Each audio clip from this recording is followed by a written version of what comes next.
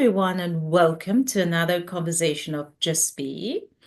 And as always, we're your hosts, Jenn B, and I am Agakura B. And we call this series of conversations around ADHD and HSP. So what we do is we just bring to you stuff that we talk about, right? Right. I mean, And it's a today, conversation. exactly, and we talk. So get ready. Have your We favorite talk a lot, beverage. and then we'll be like, oh, this would be amazing to share. Oh, wouldn't this be? So today we want to talk a little bit around the topic of career paths or um, popular career paths for people with And choices. ADHD and HSP. I know that there's this section of when I first discovered I was an HSP, here's what we recommend as a career path. But I was more interested now in like what's popular? What do people with ADHD and HSPs choose? So you Mhm. found some things. Would you love to share, I Jen? did. So I'm going to read it because I Mhm. did a Google search about really where do most HSPs and ADHD individuals land. And people who identify as both usually find success in diverse fields, which if you are, you recognize that, including counseling, therapy, teaching, being creative, and or fast-paced environments. And I found that very interesting, especially because my ADHD side went, yep, I get this. And some of those fast-paced environments are very interesting. So I'm going to go down and read that to you. So you would have the fast-paced would be fire, police, medical, nurse, because you still have the caring and wanting to support, and you also have the fast-paced adrenaline. It could also be it wouldn't be on it could be on the trading floors of the stock exchanges. It could be in a business that is so high. It could be race cars, those type of things, fast paced. Now, high intensity, fast paced roles are the emergency services. Some teaching, I mean, I am definitely thankful when I have an ADHD day and I can feel it with my HSP side when I'm teaching. So I can keep up with what I need to.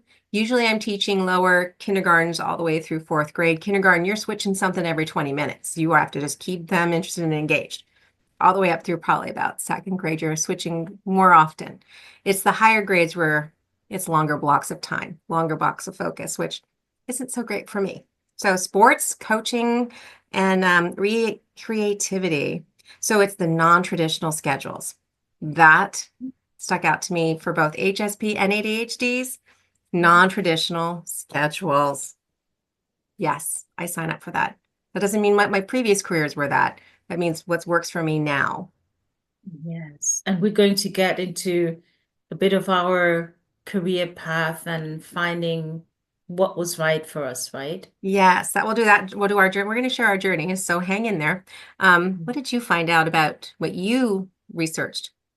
So I found out, and that was on ChatGPT, highly sensitive people often prefer careers that allow them to work in calm, meaningful and low stress environments.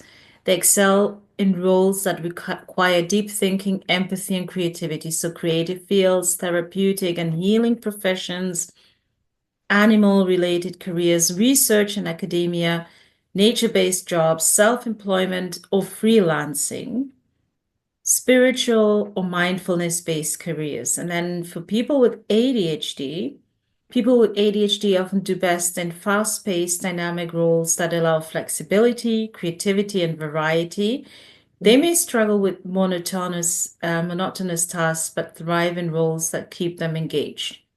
Oh my goodness. Entrepreneurship, creative professions, emergency services, what you just said, so firefighters, paramedics, and so on. Hmm. Sales and marketing, high energy, goal-oriented, Yep. technology and IT, trade and hands-on work, education and coaching, medical and health fields, outdoor or physical work. Um, some careers like teaching, coaching, and entrepreneurship can be great for both HSPs and Yes. ADHD individuals, depending on the specific role and work environment. Yes. Um, Because so honestly, as an ADHD, I can go into any classroom and be great.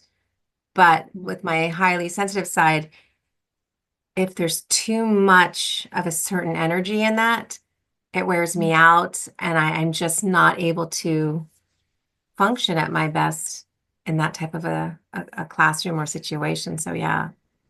And we recently also had this conversation about tying up people's wounds, like physically. Yeah. Oh, And yes, we where just you talked were about that. exactly where you were like, okay, and that's the HSP in you that even if an ADHD person or your ADHD part would thrive in high intensity, you would probably not be happy as Because a paramedic or because I firefighter. feel the pain of that patient.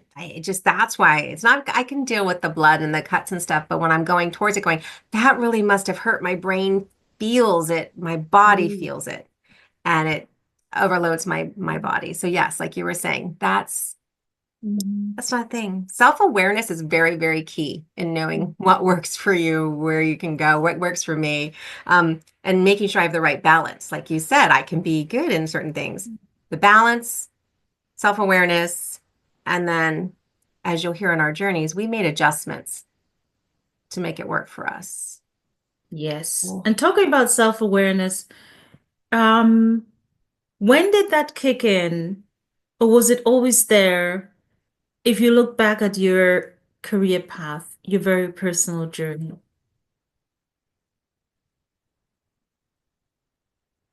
I don't know that it was, I don't know that I was never always aware of it. I didn't become aware of my choices until later. Um, But now knowing, I look back and go, oh, well, I went that way because it felt better. It answered more of what I needed.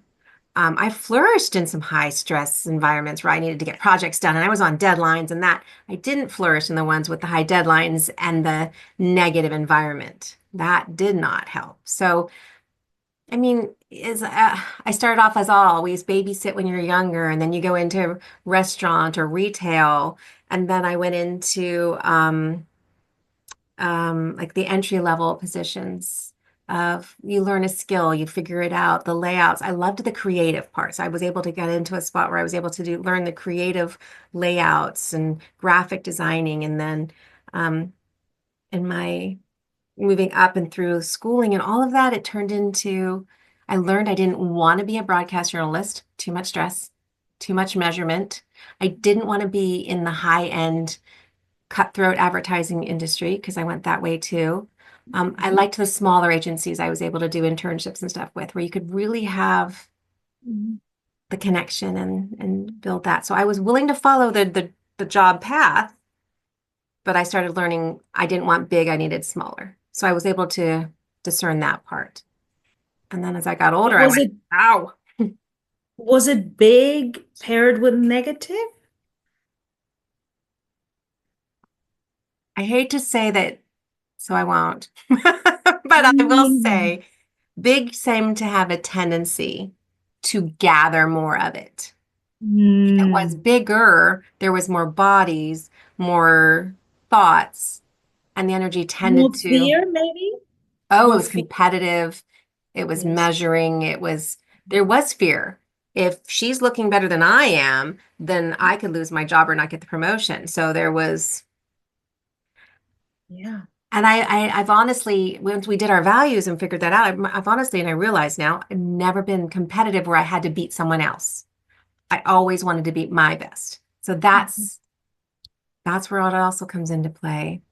So does any of that connect? How did yours start? Because in our journey, we've talked, your journey's always been your journey and it's been different. And you've had to, it feels like you've had to push back a bit. Can you talk Yeah. about that? I think there was a lot of grieving that I wasn't able to be what I felt was expected of me to be.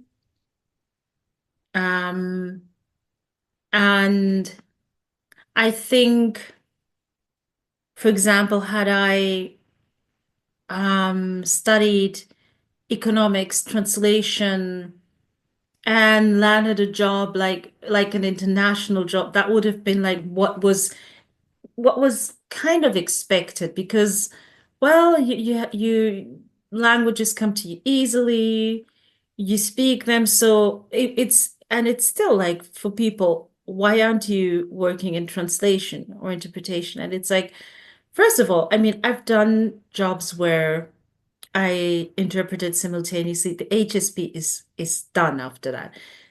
It's literally like you're hearing someone talk and you need to translate. Then there's a part of you that's also listening and being like, oh, and then you want to that I mean, like that's like the fast-paced thing, you know? Yes, so you have to get, is there inflection? Like you have to match their inflections, the meanings behind the words they're saying, like you have to get their whole energy. Is that what? And they're talking like you and I are talking. They don't think of you. I've never had a person thinking, oh, there's someone just interpreting what I'm saying. They talk, they give their speech, and you just have to, Oh my yes. goodness. I'm tired for you, my friend. You're hearing them and you're talking. And so I always knew like I don't want to do that all my life. And I Yeah. always thought that there was more to life and more to me than just what was presented to me in the school system and as careers. And this is what we do to be good citizen.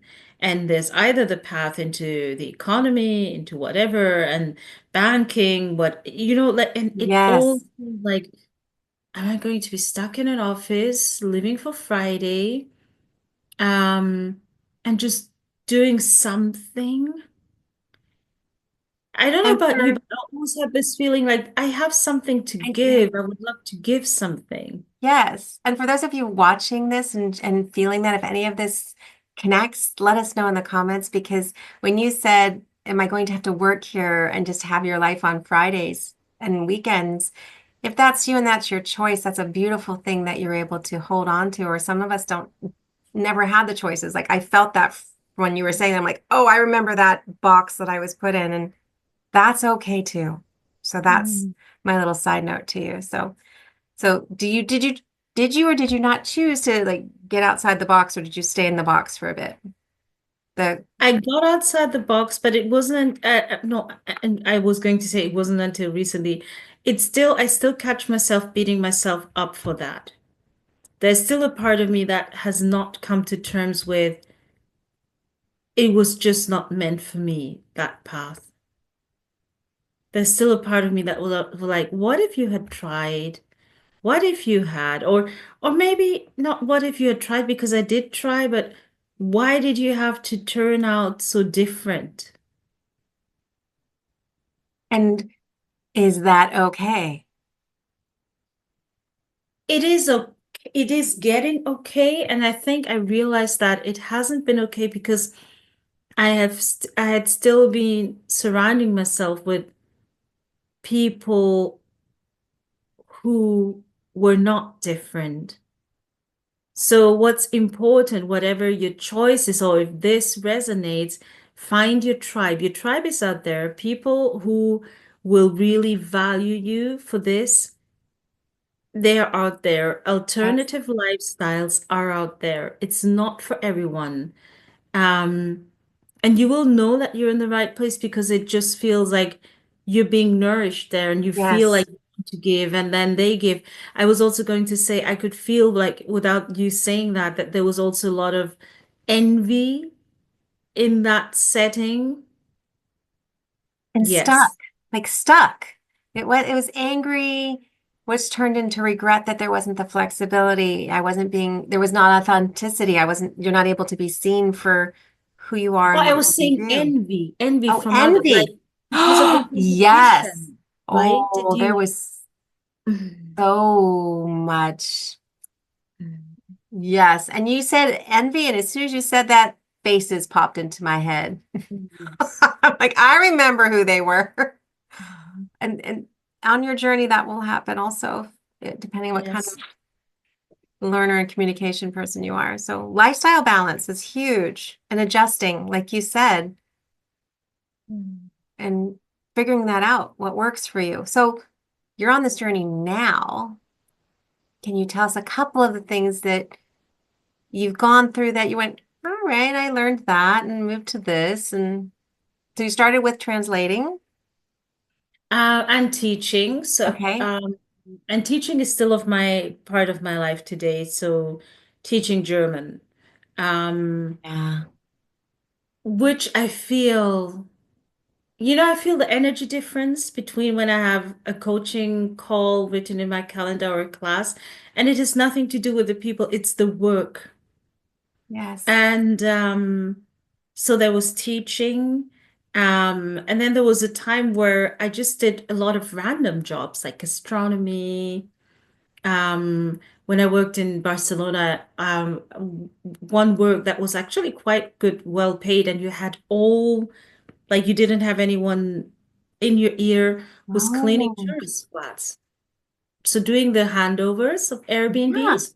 Yeah. And then when they left, you would just clean it. And it was well paid. I'm like, I'm being paid better than when I teach. And I have my piece here. So just my earphones and music. So I did a lot of jobs just to be able to pay my bills and to actually find out what it was that I Hmm. wanted to do.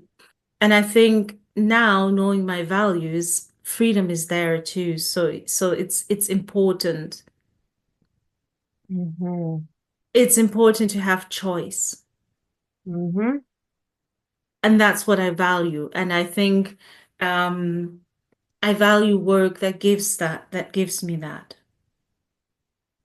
I So value there's a part people of me that give that me that wants too. that. Pardon? I value So, the people that give us to that too, right? oh, yes, So, def definitely.